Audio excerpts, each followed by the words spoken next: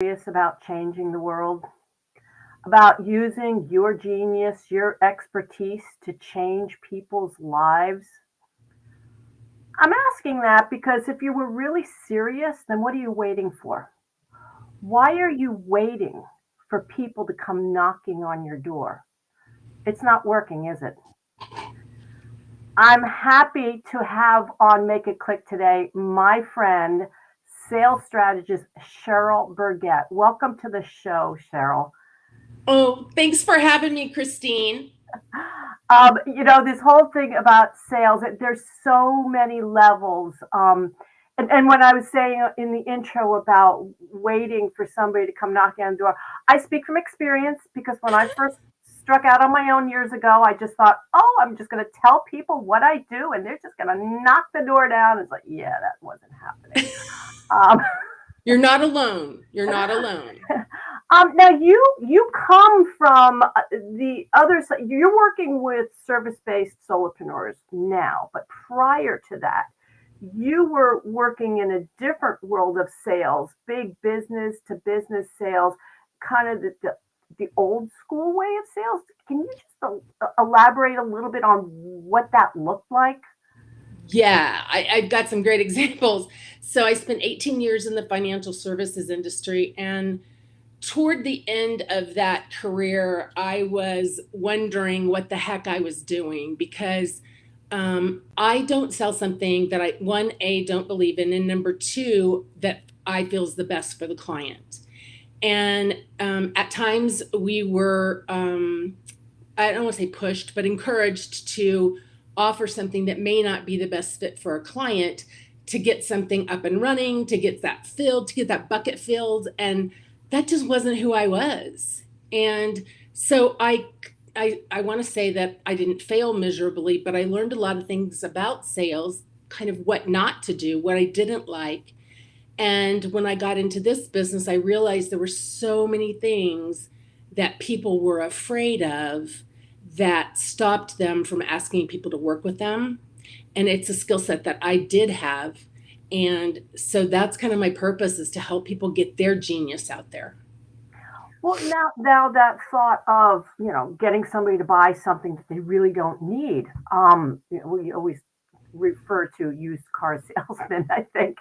Um, do you feel that that's why so many people striking out on their own do suffer with the slow sales, the waiting for that next person? Is that connotation just coming along into their business too? Christine, it's I've seen it time and time again, and it's called "hang the shingle and they will come." No, they don't. They don't. And just like you said earlier, when you become an entrepreneur, people don't know who Cheryl Burget is, but people know who, if Oprah Winfrey put something out there, or LeBron James, people know who they are. And so being I'm going to say a no name service based entrepreneur, you have to go and actually talk to people and find out their problems. And unless you have an enormous marketing budget behind you, that's impossible for a small business owner to do and compete with, small to medium business owners who do have a budget for that. So we do marketing, but we also have to rely on the sales, which is bringing it in, asking people to work with us. And most people are afraid of being pushy, salesy, or manipulative, or being seen that way. It's interesting that you say that. Gosh, 3, 4 years ago, in an organization I was a member of, I facilitated coffee chats a couple times a month. And I'll never forget the conversation when we were talking about how to get sales. And a woman says, oh, well, you get so, and then you have to convince them that they need to work with you. And I was like, oh, heck no, I don't convince anybody. No. But I was like, this is how I think a lot of people view it. It's that, oh, I got to convince you, Cheryl, that you need to work with me. And it's not. It's not. It's, I think, as you teach people, it's finding the problem that somebody has and showing them the solution.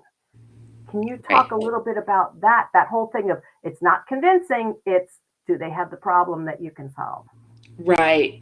So you really have to dig into people's problems. And, the simple question is, do you want to work with more clients and do you want to make more money? That's I call that my magic question.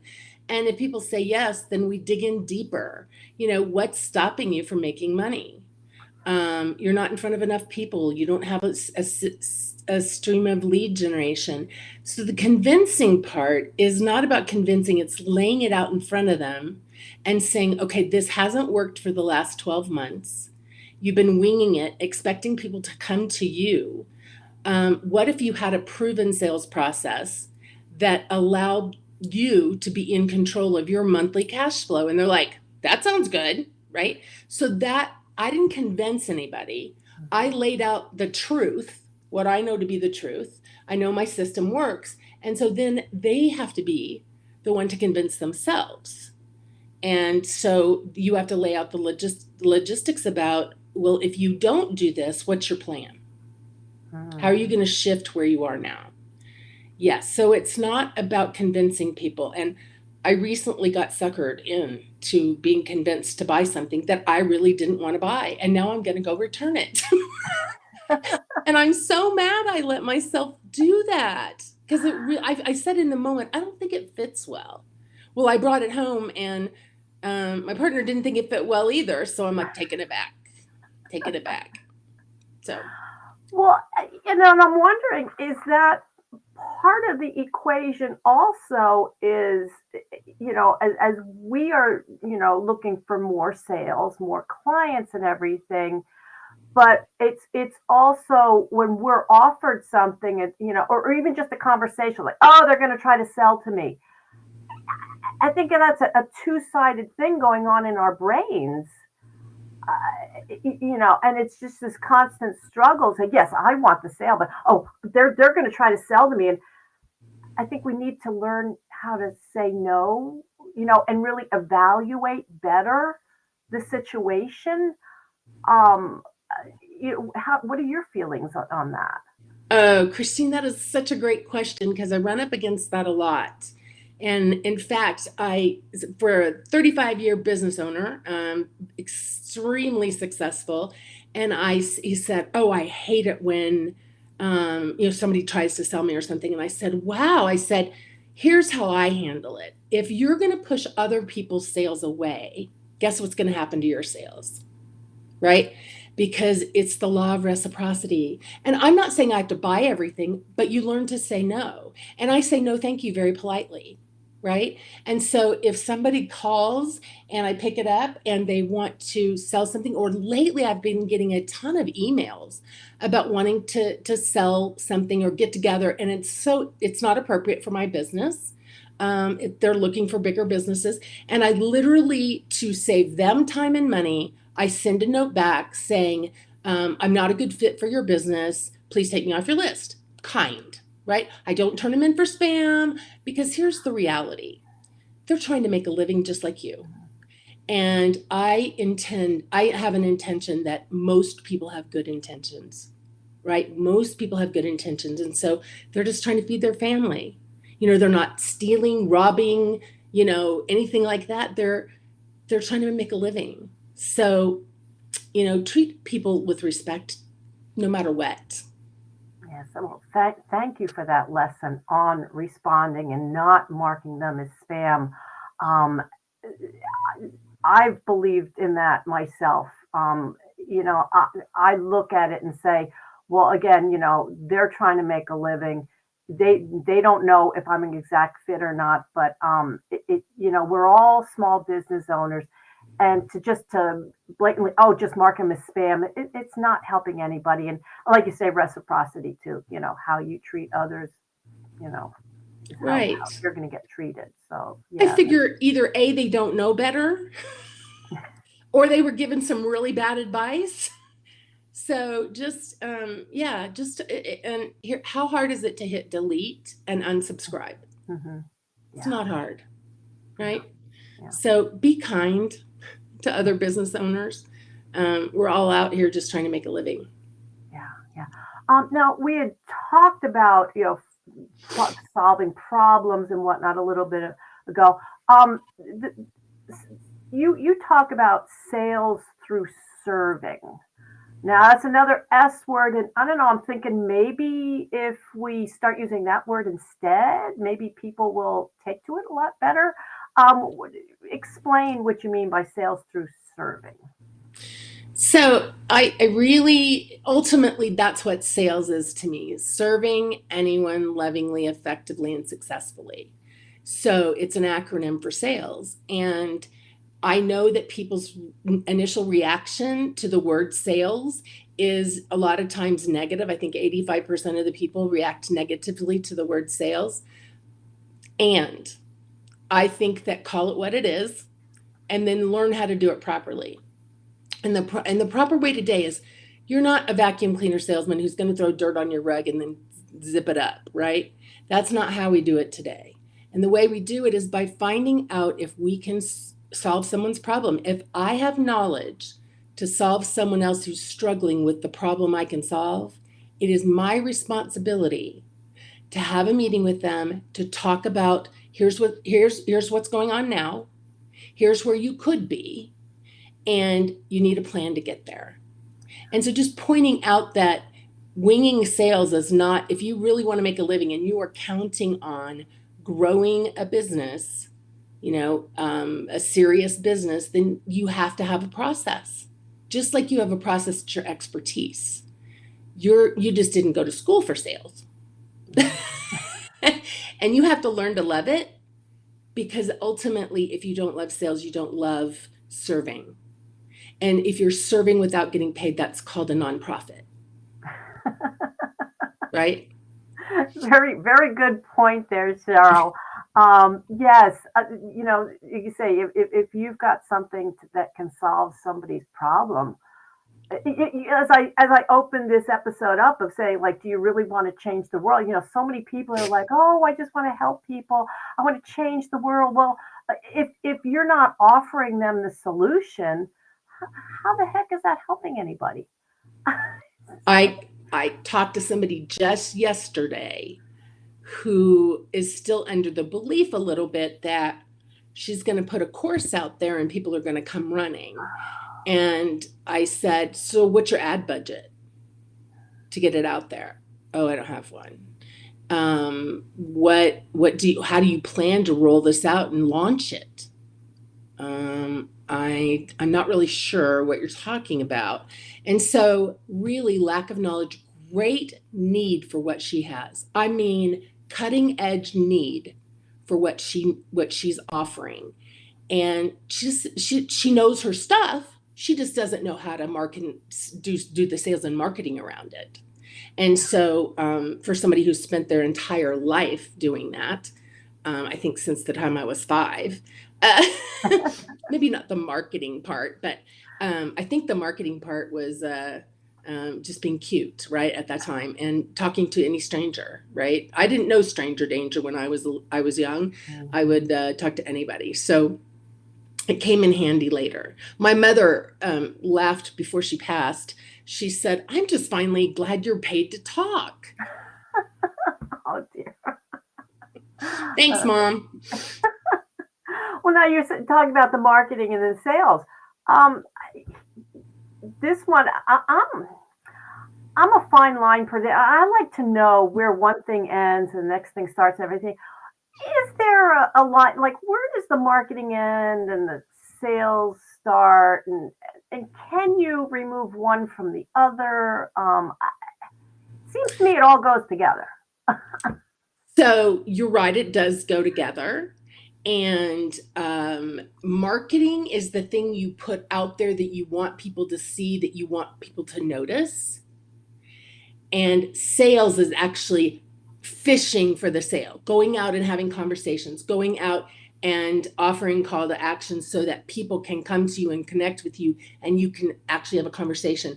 When people offer me something that that I have no need for because they haven't asked me, I just look at it as a lack of learning. I don't get mad.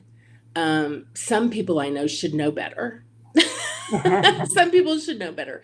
But how do you know that I don't already have XYZ, right? Maybe I'm just not using it. So make sure that people have a need for what you have. Don't assume that they want what you have. Mhm. Did I Yeah. answer your question?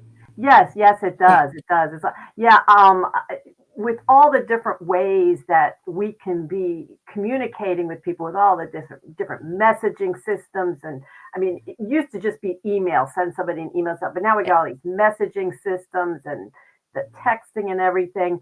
It really bothers me when somebody just sends a quick message and it's like, "Here's what I got. You want it?" And or the link is right there, and it's like, did they find out if I have that problem or not? It's like, gee, I know there's a lot of learning when we all have great intentions when we start a business. We're all really good at what we do, but we don't realize there's these other areas if we really want to be successful. And like you say, not be a nonprofit. Yes. You know, Christine, if I may say so, and I know we're getting to the end of our time, but I want to say that there's two things that I think are really important. When you're having a sales conversation with someone, you are actually talking 20% of the time because you're asking questions to see if you can actually solve their problem. And then there's a transition where I ask, I always give them some kind of tip or solution as to helping them during our conversation, 1 to 2 tips. And if it's a good fit, then I say, is it okay if I tell you how I think we could work together? And if they said no, I wouldn't go further. But they'll say, generally, we've established rapport, and they'll say, sure. And I'll explain it to them. And it's just a conversation. And I really try to hold the energy. And this is where I say, be committed to an outcome to help someone or serve someone, but don't be attached. Attached is about me, about I need you to be my client. I got to pay my bills. I got to do this. I got to. And all of us have been approached by someone like that. And I know if you talk to enough people that you can truly let go of their yes and no, and they feel the freedom to be able to say that. Oh, So, that's brilliant, Cheryl. That is so good. I mean, if nothing else, our listeners should rewind and listen to that over again. This has been wonderful, Cheryl. Do you have something that you'd like to share with our audience? I do. It's really simple, and it's kind of the first step for what the majority of solopreneurs, entrepreneurs are looking at, and it's the 5 tips to overcome your fear of sales. And Christine, I think, is going to put it up on the screen, and like right there, there you go. CherylBurget.com/sales fear. Simple. It's just called what it is. And you can download those 5 tips, and at least that's a starting place. You can also book a call with me, Shift Your Sales Live, and or Shift Your Sales session, where I will give you a couple of tips, right? About how you can shift your sales immediately. And that's what I love to do. It's truly my joy and my purpose for being here is to let people know that they can. Can you talk?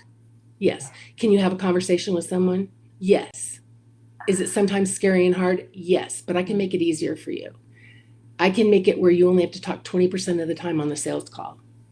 Mm, I that know. sounds wonderful. Awesome. Oh, Cheryl, I do have one final question for you. And when you decided to go out on your own in all these years and everything, is there something that comes to mind that you say, this is something I learned, or maybe it's a tech tool that you started using that really helped you to make it click in your business? Do you have something that springs to mind that you say, wow, that's what made a difference for me? I'll tell you what made a difference for me. It's not social media. It's having presence, right? That's not where you're going to find your clients. You need to get out. You need to network. You need to be, now that we're back in person for the most part, but you can also still network on Zoom, which I actually loved because I could get I could get to more people and in those Zoom rooms than I can in a live room a lot of times. But you need to get in front of people. And the other thing I would say is speaking is the fastest way to grow your business, is getting out and speaking for free and then making a call to action that could be free, but turn it into a call. I hope our listeners got that. Cheryl loves to speak for free. We'll speak anywhere for free. Thank you, Cheryl, for being my guest today on Make It Click.